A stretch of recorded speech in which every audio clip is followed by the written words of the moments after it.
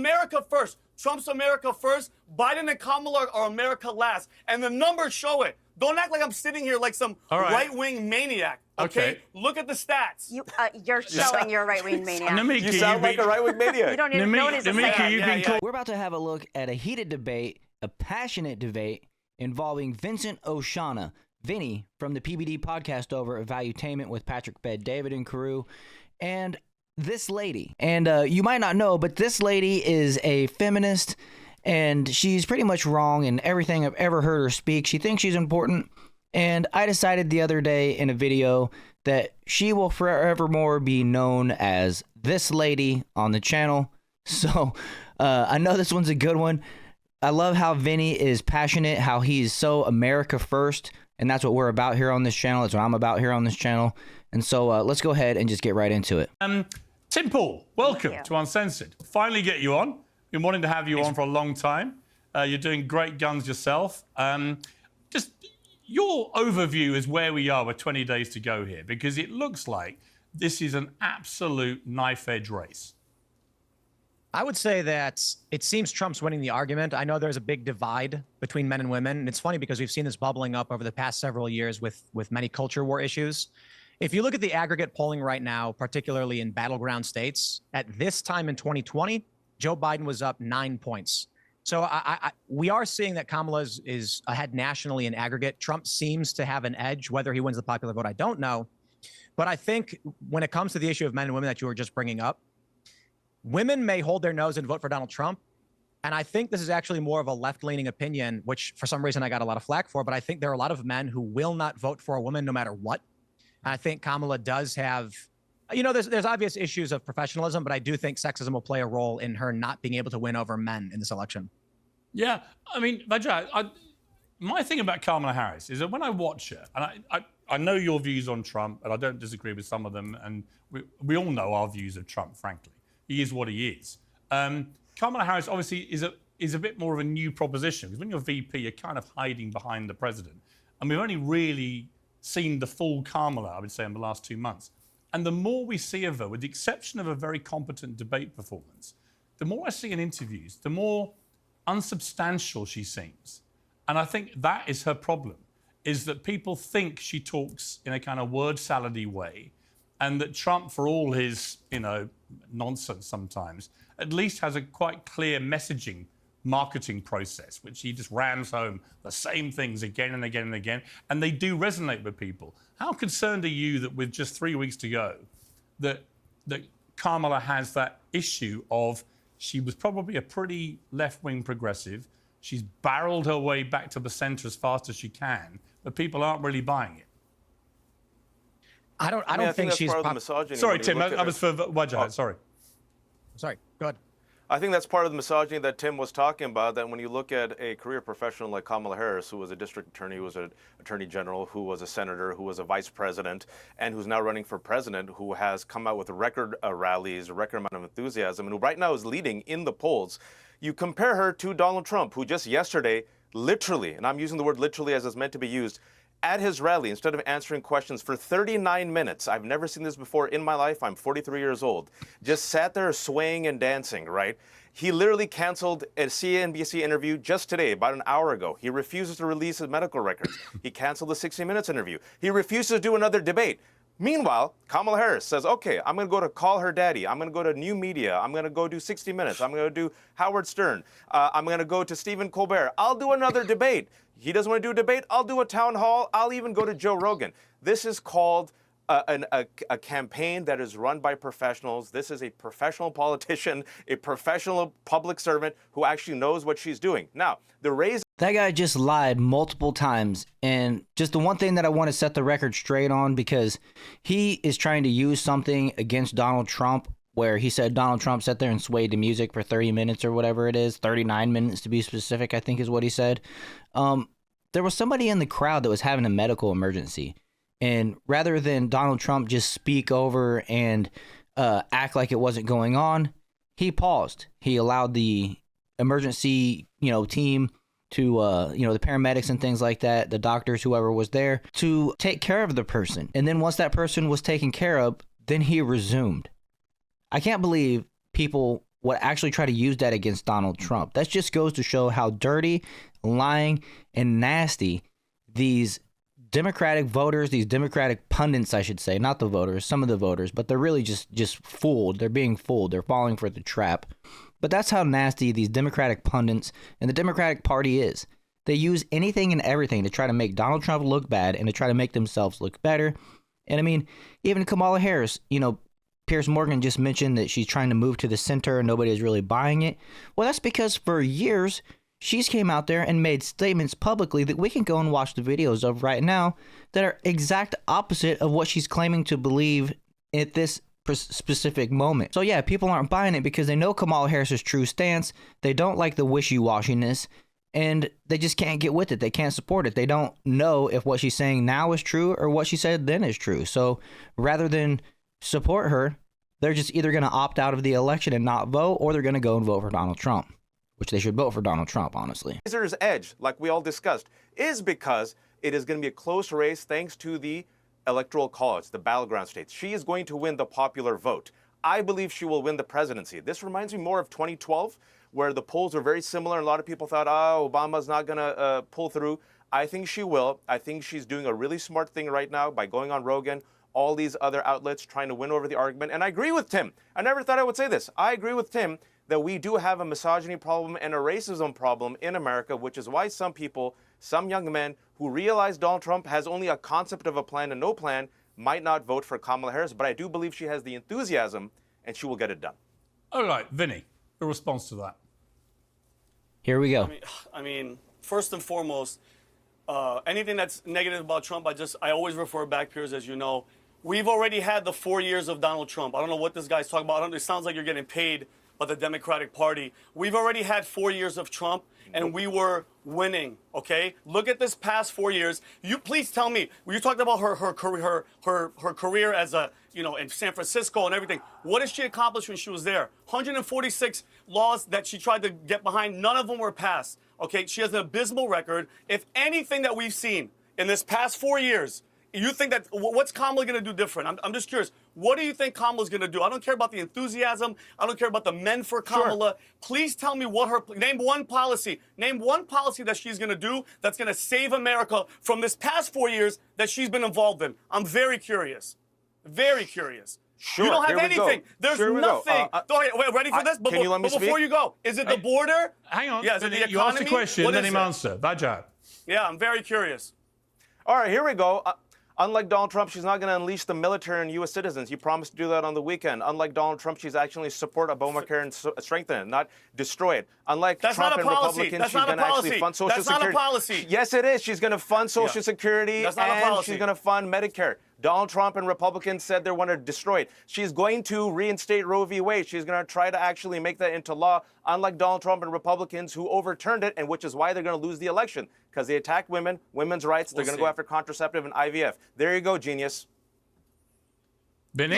You're a genius, Vinny, apparently. Thank you. I'm a genius. But like Piers, let's just face the facts, okay? All the fear, all the mongering, all the everything. I've already lived through 4 years of Trump. Okay, and Kamala Harris, say what you want, she wasn't the president. She was with Biden the entire time. And he's been throwing her ass under the bus lately. He's saying every decision I made, she was right there with me. So for all the real Americans that are sitting out there listening, everything, all the problems that you have at home, the inflation, the border, the Venezuelan gangs taking over apartment complexes. Are you ready for this? A tornado, hurricanes destroying Florida, and our government, FEMA, Alejandro Mayorkas and Kamala, give them 700, excuse me, let me finish. I live in Florida. This has been $750. Meanwhile, this year, we've given $100 billion to freaking Ukraine, to Israel and everybody. Not one American should ever suffer or be asking for money, ever. We're America first. Trump's America first. Biden and Kamala are America last. And the numbers show it. Don't act like I'm sitting here like some right-wing maniac. Okay? Look at the stats. You're showing you're a right-wing maniac. You sound like a right-wing maniac. You don't even know what I think you were calling Vinny God throughout that response. So explain yourself. Why you think he's so godlike? who is this calling Vinny God? I wasn't calling him God. Well, you were saying Vinny God might think repeatedly. he's I wasn't God. sure if you meant he was a god or Oh you my were... God is Yeah, what he I said, was "Oh, saying. God." I was yanking your I'm chain. so sick of the QAnon talking points. Listen, I mean, there's so much to debunk there we go. and it's there we really... go. The name. Vinny, calling. Go ahead. you had QAnon. your moment, Yeah. okay? Please, I've been very quiet here, okay. listening to you guys as the woman, as you explain misogyny to everyone I knew you were watching. going to go there. Yeah, I love women. You know, because I'm a oh, you love women. I'm sure they love you too. Listen, this is going they to do. be They determined do. by women. This election is going to be determined by women, and women are not only, we saw it in 2022, this country has turned out in response to Roe v. Wade, not just because it's attack against abortion rights and abortion access and the right to choose, but also it shows that the Republican Party and Donald Trump have had an agenda, not only through cutting off clinics, funding to clinics across the country, attacks on IVF, not only with their online agenda, like Tim Pool here, who was funded by the Russians, let's not forget, that they had an agenda to sway young male voters into being radicalized through disinformation campaigns. This is all out there at this point. Part of the gender divide here right now, is because folks like Tim Pool and others who once said that they were Bernie Sanders supporters, who I worked for, were suddenly pulling people away and pulling young men away and radicalizing them. So I think we have a problem with young men right now, and that they don't respect women, as you're seeing with Vinny. They don't respect facts. They don't read newspapers. They don't understand polls. They don't understand misogyny. They don't understand people of color, and they don't understand that immigration bill was blocked. And you know what, by Donald Trump and his Republicans. Namiki, I'll come to Tim for a response, but Namiki, what you may not understand is it's precisely that attitude towards younger men that is driving them to Donald Trump. And I think the election in the end will not be won with women, it will be won with men. And interestingly, increasing numbers of Black American men and Latino American men. So Tim Pool. Can I just challenge that for a second? You can challenge it, Men don't turn out at the same rates as women. It's really important. Women have a higher rate of turnout, they're more reliable voters, and young women are more left than they've ever been because of a lot of the online hate that they're seeing. So while Tim Pool might not like this, the majority of men actually do respect women and do like to talk to them. And I think, is there misogyny? Sure. Why would Tim Pool not like people to respect women? What's he said that makes you think that? What did I say to this lady? I watched his commentary in response to the Kamala. This lady, I have a name, Tim. I've called you your name. You can call me my name. My name's Nomiki Konst. I'm well known. I'm on the internet. You've commented about me before as this lady. So I know you might be thinking that I've already played this video, but it's only just that last part, that last statement that this lady said. And I really just wanted to get to the this lady part because it cracks me up, right? Okay. So I had to show the Vinny part because I just love his passion. I love how he speaks from his experience. He's not out there doing, Democratic talking points or Republican talking points. He's just basically telling you about his experience, and he's looking at the stats. Wajid Ali, I think is his name. He wants to come out here and say things to try to make Donald Trump the boogeyman, which is a typical Democrat tactic. Meanwhile, Vinny says, look, here's the stats. And everybody knows that they lived through 4 years of Donald Trump and what life was like. And they lived through 4 years of Kamala Harris. Even though it was under Joe Biden is out there admitting that Kamala was right there with him on all of those decisions. And even Kamala herself has said on The View that she co-signed everything that Joe Biden did. She's a follower. She's not a leader at all, which is a good reason to me why she should never be elected, and she never should have ever been a vice president, just being one heartbeat away from becoming the most powerful person in the planet, especially behind Joe Biden, who, is at the last stages of his life, according to what a lot of people believe. Really, I'm personally surprised that he lasted all 4 years, and I mean, heck, he still has a couple months to go, so who knows, right? I mean, God bless him. I pray for him and his success and his health, but, to me, I believe he kind of might not have got to this point were it not for the type of medical assistance that presidents get, right? I mean, their top priority. And then this lady, she's just a feminist. She's looking for any reason to blame anybody that supports Donald Trump, to say whatever they can to try to vilify them. And that's what she's doing to Tim Pool here. She's trying to basically make him seem like he's something that he's not. And somehow to them, to these Democrats, they believe that belittling their political enemies, right? I mean, and they look at their opponents as enemies and things like that, as opposed to, I believe, Republicans typically, or America First typically, doesn't see the other side as the enemy, just the opponent that we need to defeat, and politically. But you don't explain to me, and you haven't done yet, why is it that his support amongst the black vote in America has been rising pretty consistently now for the last year and a half, 2 years? Why? Sure.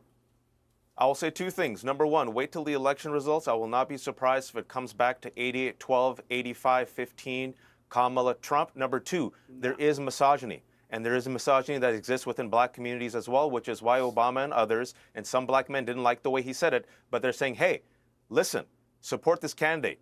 She is the right candidate. She has the experience. She has the capacity. She will do it right. Misogyny is not just limited to white men or black men or brown men or South Asian men. Unfortunately, it is a global problem, and we're seeing it persist and come out, unfortunately, in this election because we have a qualified candidate, Kamala Harris, who happens to be a black Indian woman. So they're making the pitch to men, hey, get over your misogyny and choose the right candidate who actually has a plan that will uplift all of us. Okay, I'm going to come and to Vinny. Hopefully, it registers with enough. I'm going to come to Vinny, but what I would say to that is that, again, is extremely patronizing to black Americans who may gravitate to Trump. You are assuming they're all just ill-informed misogynists, and that is very patronizing. I'm not saying that. I'll come to Vinny first, and I'll come to you, Tim. Vinny, your response to that. One sentence, because I don't want to miss. Okay, hang on. Okay, Vinny, wait one second. Tim, your response. Yeah, go ahead, Tim. From the reporters we've had on the street, when they talk to young black men, they all say they're going to vote for Donald Trump. But then when it comes to, are you actually going to show up? We're not seeing that in the same amount. So it may be talk. I actually agree that the numbers may actually fall in historical lines, and we're not going to see this big boost. We always hear it. We never see it. But in relation to why they're gravitating to Trump, or saying they are, what are you hearing on that? Well, it seems like Trump is the bad boy. Vinny, I'll come to you in one second. I was just going to go off of what Tim said. Yeah, Vinny, I will come to you in one second. I just want Tim to respond on that one point, because you talked about talking to these very people. What was the reason that they were giving predominantly for moving to Trump? I don't think that we're not really hearing good reasons, to be completely honest. The average person isn't hyper tuned into all the politics, but it seems like, at least from what I've heard, they view Trump as an outsider, as a bandit, as, a John Dillinger, right? He's outside the machine. He's fighting it. He's a bad boy, and you're bad for supporting him. So if you're a young man and you walk up to your group of dudes and you say, I'm voting for Kamala Harris, they're going to laugh at you, because she does not come off like a bad guy who's aggressive and a bully or anything like that. Will this actually translate into people showing up at the polls? I'm not convinced it will. Okay, Vinny, you're waiting patiently. What do you think of this? Okay, so when you said, Piers, like why the African American population is starting to lean towards Trump, and the numbers are off, by the way, because we just did it today in the PBD podcast. It was 81% for Obama. It dropped to 70 when it was Hillary. Then it kept decreasing. Kamala is the lowest out of all of them, and it keeps decreasing. And the Obama rhetoric of, you're black. If you're not, you have to do this. You have to do this. It's patronizing. And let's not forget why a lot of African American friends that I have, Piers, like, you know what? Trump is going through what the government is doing with him, with the lawfare and the media, making him look bad. They're attracted to that because they know that that's what they've been going through forever. And all this BS rhetoric of Trump is racist, enough of that shit. And this guy even talked about Russia again with Russia. It's like, guys, get over it. This identity politics, it ain't working. Okay, because the people are waking up. This Hitler, whatever, Nazi rhetoric, which I don't think you've learned, people are actually trying to go after Trump and murder him because of people like you saying some dumb shit like he's Hitler. Like, you know how disrespectful that is to Jewish people that I know? I have Jewish friends that are enraged because you're saying somebody's Hitler, like he killed millions of Jews. I think it's stupid, it's disrespectful. But Piers, what else do you expect from the Democratic Party? Okay? It's all about identity. It's all about sexism. It's women. It's this, is that. Trump wasn't racist till he said he was running for the presidency, okay? And you know what it is? People are tired. Guys, do you feel it, Piers? All the way in England? People are tired of this BS. Trump is this, Trump is that. I've already gotten 4 years of him, and we were kicking ass until China unleashed COVID. You know okay? what? Here's what I think, if Vinny. you guys, hold on, Yeah. and I'm almost done, Piers. And you know what's funny about the left? If they didn't do all this Hunter Biden suppressing laptop BS and COVID and all that, he'd be leaving in 3 weeks. You'd be done with Trump. All you TDS people out there like our guests, you guys would have been, your hands would have been done. Trump would have been gone. But they had to do all that. The FBI had to go to Twitter to suppress stories. COVID, everybody had to vote from home. All that BS had to happen. You guys would have been done with him by now. But now, you guys want it, you're going to get another 4 years. I don't care about this polling. This same polling, Piers, had Hillary winning by 90%.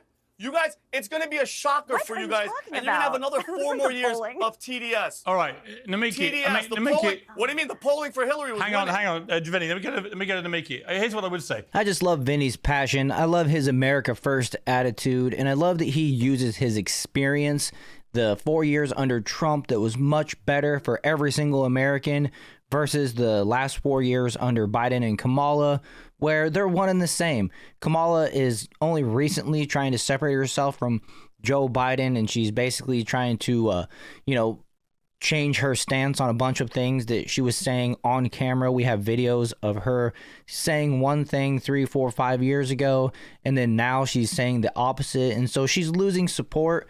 She's not trustworthy. And to me, it's just the typical Democrat lying to say whatever a person has to do, lying and cheating, saying whatever they think that the voter base wants to hear in order to win an election.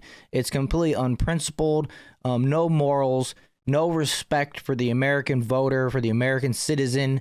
They just want to basically convince you to give them power, right? Meanwhile, when Trump wins elections, he listens to the people and he works with the people. I mean, think of the prison reform. He went and worked with Van Jones, somebody that really hates Donald Trump, and created, the whole prison reform. Got a lot of people out of jail, a lot of people out of prison, things like that, right? And yeah, Vinny's a little rough around the edges. I need to work on my tan. He's making me look rather pale, but I need to get outside, you guys. Been sitting in here working so hard trying to get these videos out. But anyways, people like Wajid Ali, if you looked at his face, if you watched his expressions the whole time, he's just got this smug look on his face that, you just want to smile back at, right? To say kindly.